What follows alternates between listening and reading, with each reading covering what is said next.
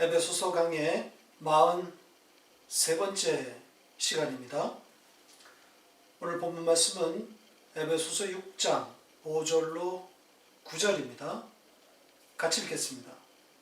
종들아 두려워하고 떨며 성실한 마음으로 육체의 상전에게 순종하기를 그리스도께 하듯 하라. 눈가림만 하여 사람을 기쁘게 하는 자처럼 하지 말고 그리스도의 종들처럼 마음으로 하나님의 뜻을 행하고 기쁜 마음으로 섬기기를 주께 하듯 하고 사람들에게 하듯 하지 말라. 이는 각 사람이 무슨 선을 행하든지 종이나 자유인이나 주께로부터 그대로 받은 줄을 알미라. 상전들아 너희도 그들에게 이와 같이 하고 위협을 그치라. 이는 그들과 너희의 상전이 하늘에 계시고 그에게는 사람을 외모로 취하는 일이 없는 줄 너희가 알미라. 아멘. 오늘은 종과 상전에 대한 이야기입니다. 여기서 종이라 함은 노예를 말합니다. 당시에는 노예 제도가 있었고 또 노예들 가운데 복음을 알게 된 사람들이 있었다는 그런 추정이 가능한 거죠. 또 상전에 대한 언급이 있는 것으로 보아 복음을 알게 된 상전들도 역시 있었다는 것을 알 수 있습니다. 이 말씀 역시 기록된 문자만 보고 교훈으로 읽어버리면 참으로 이상한 내용이 되고 맙니다. 노예들은 주인에게 복종 그 이상을 하라고 되어 있고 주인들은 종을 위협적으로 대하지 말라는 그런 내용입니다. 언뜻 봐서도 주인 친화적인 내용으로 읽힙니다. 반면에 노예에 대해서는 가혹하리만큼 엄격한 잣대를 제시하고 있습니다. 그러니까 형평성에 있어서도 기울어진 것처럼 보이는 내용입니다. 그래서 사회운동하는 분들은 쓰레기 같은 말씀이라고까지 비판합니다. 평등과 자유 같은 인간의 기본 가치를 짓밟고 있는 노예 제도에 대해서 폐지를 주장하지는 못할 망정 노예의 무조건 복종을 요구하는 이런 종류의 말씀은 성경의 수준을 떨어뜨리는 그래서 삭제되어야 할 내용이라고 하는 거죠. 성경에 이런 내용이 있다는 것이 부끄럽다는 겁니다. 지금이 어떤 세상인데 이런 저급한 내용이 아직도 성경이란 이름 아래 버젓이 읽혀지고 있다는 것에 분노한단 말이죠. 자, 이런 비판에 대해서 무슨 할 말이 있겠습니까? 노예제도는 역사적으로 이미 평가가 나와 있단 말이죠. 인간의 기본권을 짓밟는 가장 악랄한 제도였음이 판명된 것이고 그래서 오늘날에도 인종차별과 같은 그런 문제가 등장하면 전 세계가 예민하단 말이죠.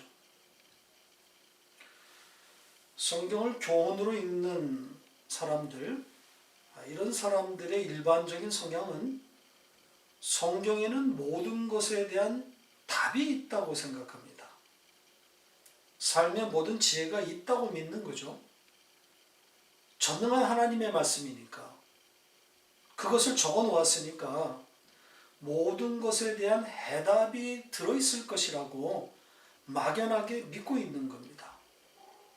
우주의 생성의 비밀부터 잘 사는 법, 성공하는 법, 좋은 가정을 이루는 비결, 심지어 육아 비법까지 고루고루 다 적어 놓았다고 생각합니다.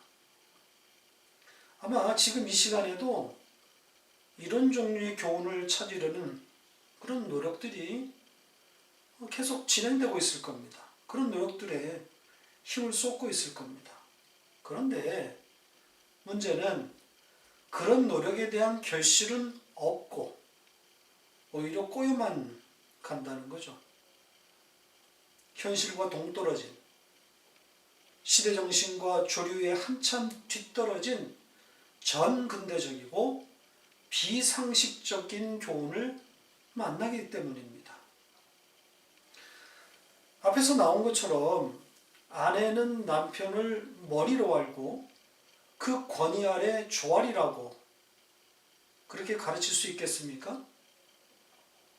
또 오늘 말씀에 나온 대로 자기의 상전에게, 주인에게 무조건 복종하라고 말할 수 있습니까? 지금이 어떤 시대입니까? 지위, 직급의 높고 낮음을 말하는 것조차 부담스러운 그런 시대 아닙니까? 이런 이야기하면 바로 갑질 논란이 터집니다. 성경에 이런 교훈, 이런 종류의 교훈이 지금 이 현실 속에는 설 자리가 없어요. 말하면 말할수록 손해입니다. 목사가 이런 쉰소리 하면 교인들 다 떠납니다. 딜레마인 거죠. 분명히 성경은 그렇게 교훈하고 있는데, 그렇게 보이는데 그대로 전하면 욕먹고 찌그러진단 말이죠. 그러니 슬며시 이런 말씀들은 피하게 되는 겁니다. 성경을 교훈으로 읽었을 때 필연적으로 만나게 되는 문제입니다. 한번 생각해 보세요. 사도 바울이 노예 제도의 폐해를 몰랐을까요? 바울은 학문이 많은 사람인데다가 수많은 지역을 돌아다니면서 다양한 문화와 다양한 제도 그리고 다양한 사람들을 경험한 사람입니다. 누구보다도 그 시대의 당면한 문제를 잘 알 수 있었던 위치에 있었던 사람인 거죠. 복음이 그런 문제들, 그런 당면한 문제들을 해결할 수 있다고 생각했다면 해결 방안을 제시하지 않았겠어요? 노예제도의 폐지를 주장할 만하지 않았겠습니까? 바울이 노예 폐지를 주창했더라면 그에 대한 오늘날의 평가, 역사의 평가, 나아가 성경에 대한 세상의 평가가 더 올라가지 않았을까요? 그 당시에는 기득권 세력에게 엄청난 저항을 받았겠지만 후대에는 모든 사람들이 칭찬할 만한 그런 일이 되니까요. 지금도 전 세계 모든 이들로부터 칭송을 받는 마틴 루터 킹 목사 같은, 아니 그 이상이 되었을 것 아닙니까? 성경의 저자가 한낱 흑인 인권 운동가 목사보다 못하냐 말입니다. 세상이 바울을 칭송합니까? 루터킹 목사를 칭송합니까? 그렇다면 바울이 왜 이걸 놓친 거죠? 미래를 내다보고 노예 제도 폐지를 외쳤다면 성경의 권위가 얼마나 높아졌겠어요? 셋째 하늘에 올랐던 바울이라면 이 정도는 내다볼 수 있어야 되는 것 아닙니까? 다시 정리해 봅시다. 하나님은 이 세상에 대해서 관심이 없어요. 세상의 칭찬에 대해 도통 관심이 없습니다. 왜냐하면 세상, 즉 인간을 알기 때문이에요. 인간의 본성을 아시기 때문입니다. 죄로 죽은 자들이라는 거죠. 선악과를 따먹고 죽은 자들이에요. 선한 것이 나올 수 없는 자들입니다. 제도를 바꾼다고 해서 교훈을 주어서 바뀌어질 그런 세상이 아니라는 것을 아시는 거죠. 세상을 바꾸려고 계획하셨다면 선악과를 만들어 놓으면 안 되었던 거죠. 애초에 선악과를 만들어 놓지 말았어야 되는 거 아니겠어요? 성경은 세상 따위가 읽고 평가할 책이 아닙니다. 성경은 세상의 이치를 깨달으라고 주신 책이 아닙니다. 그러니 성경에서 세상을 찾으면 안 되는 겁니다. 성경은 구원의 책입니다. 구원이 무엇인지, 그 구원이 어떻게 이루어진 것인지를 가르치려는 목적으로 쓰여진 책입니다. 그렇기 때문에 예수만 담겨 있는 겁니다. 구원에 다른 길이 없잖아요. 예수 그리스도 이름 외에 다른 구원의 이름이 없습니다. 그래서 성경은 예수만 말하고 있는 겁니다. 자, 이제 본문 말씀으로 들어가서 몇 가지 내용 좀 짚어보도록 하겠습니다. 이 5절에서 눈에 띄는 단어가 순종이란 단어입니다. 종들은 상전에게 마치 교회가 그리스도에게 하듯 순종하라고 말하고 있습니다. 좀 이상하지 않습니까? 대상만 바뀌었을 뿐 앞에서 나왔던 내용이 아닙니까? 그 앞에 자녀에 대해서도 같은 말씀이 나오지 않았었습니까? 지난주에 우리가 살펴보았던 6장 1절에 이 단어가 나옵니다. 다시 볼까요? 같이 읽겠습니다. 자녀들아, 주 안에서 너희 부모에게 순종하라. 이것이 옳으니라. 여기 순종하라 이 단어가 같은 단어입니다. 그러니까 자녀가 부모에게 순종하라는 것과 종이, 노예가 주인에게 순종하라는 것을 각각 말하고 있는데 단어는 같은 단어를 사용했단 말이죠. 이 순종의 원뜻이 뭐라고 했습니까? 그 아래서 듣다, 청종의 의미입니다. 귀담아 듣는다는 뜻입니다. 같은 단어를 사용했다는 것은 저자가 같은 의미를 담으려는 그런 의도가 있었다고 보여지는 거죠. 그러니까 누구의 순종을 담아놓은 거겠어요? 지난주에도 말씀드린 것처럼 그리스도 예수의 순종을 담아놓은 거죠. 성경은 그리스도 예수를 종종 종으로 표현하고 있습니다. 자, 대표적인 것 한 것만 보고 가죠. 빌립보서 2장 6절로 8절입니다. 같이 읽겠습니다. 그는 근본 하나님의 본체시나 하나님과 동등됨을 취할 것으로 여기지 아니하시고 오히려 자기를 비워 종의 형체를 가지사 사람들과 같이 되셨고 사람의 모양으로 나타나사 자기를 낮추시고 죽기까지 복종하셨으니 곧 십자가에 죽으심이라.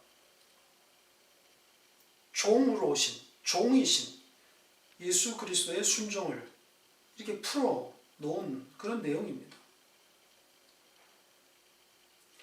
오늘 본문에서도 그 이어지는 내용을 보면 이 순종하라고 하는 것, 그 뒤에 이어지는 내용을 보면 과다할 정도로 노예의 무조건적인 희생을 말하고 있습니다.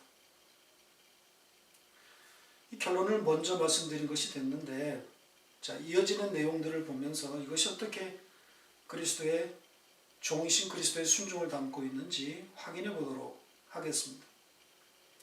자, 순종에 대해서 구체적으로 어떤 자세를 요구하고 있는지를 보겠습니다. 뭐라고 합니까? 자, 5절 끝에 그리스도께 하듯 하라 이렇게 되어 있죠. 그러니까 종은 주인에게 순종하기를 그리스도께 하듯 하라 이렇게 말합니다. 자, 그런데 이와 비슷한 내용이 또 어디서 나왔죠? 그리스도께 하듯. 예.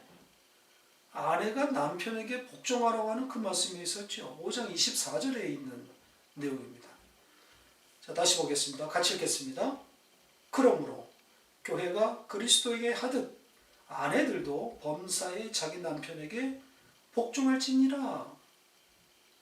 여기에 이 복종이라고 번역된 단어도 그 뜻을 찾아보면 순종과 같은 뜻입니다. 그 아래에 두다, 그 아래 노이다입니다. 그러니 종이 노예가 주인에게 순종하는 그 순종이나 아내가 남편에게 복종하는 거나 의미상의 차이가 없습니다. 그 권위나 그 위치에 도전하지 않는 종속의 의미입니다. 그러니까 문자적으로만 보면 주인에게 까불지 말라는 거예요. 도전하지 말라는 거죠. 자, 6절에서도 엄청난 희생을 요구합니다. 뭐라고 되어 있습니까? 그리스도의 종들처럼 하나님의 뜻을 받들어 눈가림으로만 하지 말라고 그렇게 말합니다. 종이 주인을 섬기는 이 주제를 다루는데 여기 지금 등장한 단어들이 좀 지나치다고 생각하지 않습니까? 그리스도의 종이라는 말이 등장하고 또 하나님의 뜻이라는 단어도 사용했습니다.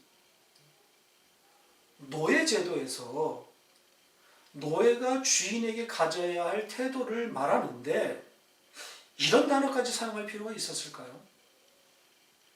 그리스도의 종, 하나님의 뜻, 이런 것들이 왜 여기에 등장하는 걸까요? 그리스도의 종된 하나님의 백성들은 노예로 살아가면서 그 주인을 그리스도에게 하듯 그리스도처럼 그렇게 섬기라는 교훈을 하고 있는 걸까요? 그것이 하나님의 뜻이라는 것을 말하고 있는 걸까요? 하나님의 뜻은 하나님의 의지라고 그랬죠. 하나님의 열심이라는 의미라고 했습니다. 그럼 하나님의 열심은 그 사람으로 하여금 그 노예 자리에서 벗어나지도 못하게 하고 죽을 때까지 그 자리에 가두어 놓고 순종을 가르치고 있는 걸까요? 과해도 너무 과한 내용입니다. 아까도 말한 것처럼 노골적인 주인 친화적인 내용입니다. 7절에서도 계속됩니다. 이런 분위기는 뭐라고 되어 있습니까? 사람에게 하듯 하지 말고 주님께 하듯 기쁜 마음으로 주님을 섬기라고 그렇게 말합니다. 여기에 이 섬기라 이렇게 번역된 단어의 뜻은 노예의 짓을 하다 이런 뜻입니다. 그러니까 노예 본연의 임무를 다하라는 거예요. 그러니까 문자적으로만 보면 너무 심한 내용이에요. 그래서 사회운동하는 분들이 분개하는 겁니다. 쓰레기 같은 내용이라는 거죠. 노예제도의 폐지를 말해도 시원치 않을 판에 노예제도의 고착화를 심화시키고 있으니까 그런 말을 들을만 합니다. 그렇게 말하는 사람들, 그래서 성경에 실망하고 돌아서는 사람들이 있을 겁니다. 좋은 세상 만들겠다고 사회운동하는 분들, 성경에서 그 답을 찾아서 사회운동하는 그런 분들이 적지 않게 이런 태도를 취합니다. 좋은 마음을 가지고 성경을 읽었는데 그만 그가 읽은 성경 때문에 넘어지는 거죠. 세상은 모든 사람들에게 받아들여져야 그것이 진정한 진리라고 말하지만 이건 참 무식한 주장입니다. 선악과를 따먹고 죽은 인간이 어떻게 진리에 도달한단 말입니까? 세상이 모두 받을만 하다고 하는 것은 오히려 그것이 진리가 아니라는 증거인 거죠. 진리는 비밀이고 그 비밀은 오로지 계시로만 알려지는 겁니다. 성경을 읽고 다 넘어지는데 넘어지지 않는 자가 따로 있다는 거죠. 창세전에 택한 받은 자들인 겁니다. 넘어지는 자들을 보면서 안타까워할 일이 아닙니다. 안타까워서 그들의 방식으로 성경을 읽으면 같이 죽는 겁니다. 문자에 갇혀서 교훈으로 성경을 읽으면 그 읽은 말씀에 그냥 넘어지는 거예요. 왜냐하면 성경은 교훈이 아니기 때문입니다. 쓰레기처럼 보이는 오늘과 같은 말씀 속에서 우리는 그리스도의 순종을 봅니다. 하나님의 본체시나 종으로 오셔서 십자가에 죽기까지 복종하신 그 주님을 그려내기 위한 고도의 장치인 거죠. 당시에 두루 퍼져 있던 노예제도라는 그런 환경과 경험을 가지고 그리스도의 희생과 순종을 담아놓은 겁니다. 노예는 주인에게 순종해야 한다는 거기에 방점이 찍혀 있는 것이 아니라 강조는 그리스도 예수의 순종에 있는 겁니다. 그 순종을 보라는 거죠. 성경은 노예제도를 다루지 않습니다. 성경은 민주주의나 공산주의 같은 그런 체제도 다루지 않습니다. 더 나은 세상, 이것이 영원한 우리들의 숙제이고 현실이기는 하나 정작 성경은 침묵합니다. 왜냐하면 그런 세상은 존재하지 않기 때문입니다. 더 나아 보이는 세상은 있을 수 있지만 더 나아지는 세상은 없습니다. 그렇게 포장할 뿐인 거죠. 인간이 개과천선할 수 있습니까? 하늘이 두 쪽이 나도 그런 일은 없습니다. 선악과를 따먹은 인간은 언제나 같은 자리에 있습니다. 그래서 세상은 더 나아질 수가 없는 겁니다. 좀 좋아지나 생각하는 그 순간 또 곤두박질을 치는 거죠. 선순환이 아니라 악순환이 반복되고 있는 겁니다. 포장만 계속 그럴듯하게 바뀌고 있을 뿐 그 내용은 언제나 같습니다. 인간은 어려서부터 악하기 때문입니다. 혹시 이전보다 세상이 더 좋아졌다고 생각하시는 분이 있나요? 좋아진 것이 아니라 편리해졌을 뿐입니다. 그리고 포장하는 기술만 발달해서 나쁜 것을 그럴듯하게 가리고 있을 뿐입니다. 과학이 발전하면 뭐합니까? 그걸 사용하는 인간이 여전히 악한데요. 소위 일반 은총이라고 불리는 그 하나님의 섭리 혹은 간섭, 이것 때문에 완전히 이 세상이 망가지지 않을 뿐 그렇다고 세상에다 희망을 쌓는 것은 미련한 짓입니다. 더 좋은 세상, 그런 것에 막연한 희망을 두지 마시고 이 세상에는 없는 그러나 확실한 소망이신 그 나라에 기대시기 바랍니다. 자, 이 말씀 중에도 그런 힌트가 발견됩니다. 8절에 보면 종이나 자유인이나 이런 문구가 나옵니다. 여기 자유인은 종의 반대 개념입니다. 종이 아닌 자라는 뜻입니다. 그러니까 종이나 자유인의 구분이 무슨 상관이 있겠냐는 그런 의미예요. 그건 땅의 가치라는 거죠. 세상에서는 종이니 종이 아니니 이런 말을 하지만 그런 차원을 넘으라는 거예요. 환경이나 상황이 침범할 수 없는 다른 차원의 영역이 우리에게 있다는 거죠. 복음은 환경의 문제를 다루기보다는 해석의 문제를 다루고 있는 겁니다. 많은 사람들이 이걸 넘지 못해요. 환경에 매몰된 나머지 그 차원에서, 그 환경의 그 차원에서 하나님을 찾아요. 환경을 바꾸어 달라, 문제를 해결해 달라고만 하지 그 환경을 해석할 능력은 구하지 않는단 말이죠. 그 환경 속에 두신 그 하나님의 뜻, 하나님의 의지, 하나님의 열심을 찾으려고 하지 않아요.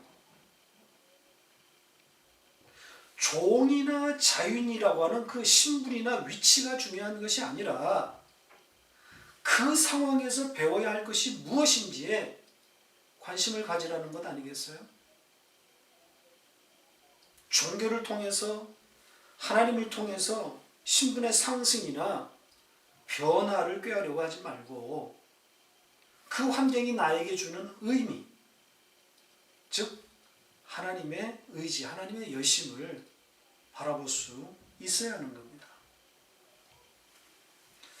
자, 그렇다면 이 상전들, 주인에 대해서는 성경이 어떻게 말하고 있는지를 살펴보고 마치겠습니다. 두 가지를 말하고 있습니다. 하나는 위협을 그치라는 것이고 또 하나는 그들에게 이와 같이 하라는 겁니다. 문장의 구조를 보면 위협을 중단함으로 혹은 중단하면서 그들에게 똑같은 일을 하라 이렇게 되어 있습니다. 그러니까 이 문장에서 보면 당시 이 주인들에게서 발견되는 그 일반적인 문제점을 위협으로 꼽은 것 같습니다. 위협은 어찌 보면 권력을, 힘을 가진 자에게서 나오는 일반적인 현상 아니겠습니까? 오늘날의 갑질과 같은 맥락인 거죠. 그리고 두 번째 내용인 그들에게 이와 같이, 이것은 이게 그들은 앞에 나오는 종들입니다. 그러니까 종들에게 똑같은 일, 같은 그것을 하라는 뜻입니다. 같은 일을 하라는 게 무슨 뜻이겠어요? 똑같이 행하라는 것인데, 자, 이것이 흥미로운 지점입니다. 그러니까 똑같이 같은 그것을 행하라고 하는 것은 그 앞에 나와 있는 어떤 것을 말하는 것 아니겠어요? 그게 뭐겠습니까? 그 종이 주인에게 가져야 할 태도 중에 어떤 것 아니겠습니까? 그 종은 주인에게 순종하라고 했고 기쁜 마음으로 주님께 하도 섬기라고 했는데 그들에게 이와 같이 하라는 것인데 구체적으로 뭘 이야기하는 걸까요? 이 말씀 중에서 어떤 것일까요? 순종하라고 하는 것은 문맥이나 논리상 맞지 않는 것 같고 또 섬기라고 하는 것도 아닌 것 같죠? 그렇다면 가능한 답은 기쁜 마음으로 주님께 하듯 이렇게 되어야 되는데 이것도 참 애매합니다. 자, 그렇다면 이어지는 문장을 보면서 힌트가 있나 좀 볼까요? 뭐라고 되어 있습니까? 6장 9절에 보면 이는 그들과 너희의 상전이 하늘에 계시고 그 하늘의 상전은 사람을 외모로 취하는 일이 없다. 이것을 너희가 알기 때문이다. 이렇게 되어 있습니다. 이게 무슨 뜻이죠? 노예나 주인이나 동일한 같은 하늘의 상전이 있다는 거죠. 그러니까 이 땅에서는 종과 주인으로 만나서 높고 낮음으로 구분되어 있지만 하늘의 주인은 동일하다는 이야기입니다. 그러니까 그 하늘의 상전, 그 하늘의 주인에 대해서는 둘 다 이게 노예의 신분이라는 거죠. 그리고 그 하늘의 상전에 대해서 말하기를 그분은 사람을 외모로 취하지 않는다. 이렇게 말하고 있습니다. 여기 외모로 번역된 이 단어는 다양한 뜻을 가지는데 편향된 관점을 뜻하는 그런 단어입니다. 그러니까 차이 없음, 구분 없음, 이것을 지금 담고 있는 거죠. 좀 해석하자면 이 세상의 기준, 이 세상의 가치를 부정하고 있는 겁니다. 다른 가치를 보라는 거죠. 세상의 기준으로 보면 종과 주인은 하늘과 땅입니다. 종의 생사 여탈권을 주인이 쥐고 있습니다. 절대적입니다. 죽여도 어디 가서 하소연할 수가 없어요.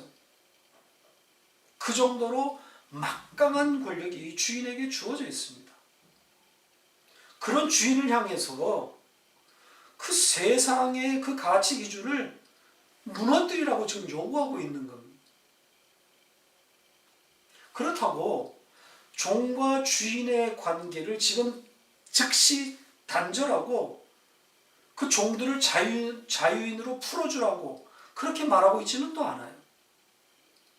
그것에 대해서는 침묵합니다. 성경의 관심이 아닌 거죠. 단지 하늘의 상전이 있다는 것을 말하고 있습니다. 그러니까 성경의 관심이 여기에 있다는 거죠. 성경의 목표 지점이 여기라는 겁니다. 그러니까 사회운동가들은 여기서 실망하고 넘어지는 겁니다. 약한 거죠. 메시지가 너무 약하다는 거예요. 여기서 주인더러 종을 풀어주라고 더 한 발짝 친전해야 되는 거 아닌가, 이렇게 기대하는 거죠. 아닙니다. 성경은 여기까지입니다. 더 나아가지 않아요. 하늘의 아버지와 그 아들의 순종을 가르치려는 겁니다. 따라서 주인을 향해서 노예에게 똑같은 일을 하라고 하는 것, 똑같이 하라고 그 말씀하신 그 말씀 속에는 그리스도와 교회의 관계, 그리스도와 교회와의 관계를 말하고 있는 건 아니겠어요? 주인이 되었으니까 그리스도가 교회를 위해서 자신을 내어준 그 마음, 그것을 배우라는 겁니다. 그러니까 남편이 된 자들에게 준 내용과 같은 것이 되는 거죠. 아내를 위해서 자기를 내어주라고 말한 것은 교회를 위해서 자신을 내어주신 그 주님의 마음을 배우라는 거 아니겠어요? 그걸 알라는 거 아니겠어요? 말씀을 맺겠습니다. 5장 끝부분부터 오늘 6장 9절까지 살펴본 내용을 종합적으로 보면 결국 같은 내용의 반복입니다. 부부에게도, 또 자식 부모에게도, 그리고 종과 상전에게 결국 같은 이야기를 하고 있는 겁니다. 문자적으로 봐도 겹치는 내용이 많아요. 그래서 문자적으로만 보면, 서로 이렇게 비교해 보면 모순이 되는 겁니다. 자녀더러 부모에게 순종하라고 해놓고 종 역시 주인에게 같은 순종을 말하고 있습니다. 뭔 차이가 있는 거죠? 그런데다가 아내더러 남편에게 순복하라고 했는데 그것도 내용이 같은 거란 말이죠. 그리스도에게 하듯 남편에게 순복하라고 하지 않았습니까? 종더러 같은 이야기를 하고 있어요. 죽게 하듯 주인에게 하라. 거기에다 주인에게도 노예들이 하는 것처럼 똑같은 일을 하라고 한단 말이죠. 뭘 어떻게 하라는 거죠?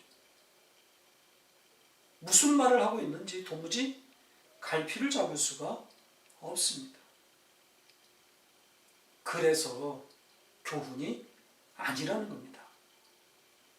아내와 남편, 자식과 부모, 그리고 종과 주인을 등장시켜서 그리스도와 교회를 말하고 있는 겁니다. 교회로서 그리스도를 배우라는 겁니다. 따라서 요절은 5장 32절입니다. 이 말씀을 읽고 마치겠습니다. 같이 읽겠습니다. 이 비밀이 크도다. 나는 그리스도와 교회에 대하여 말하노라. 아멘.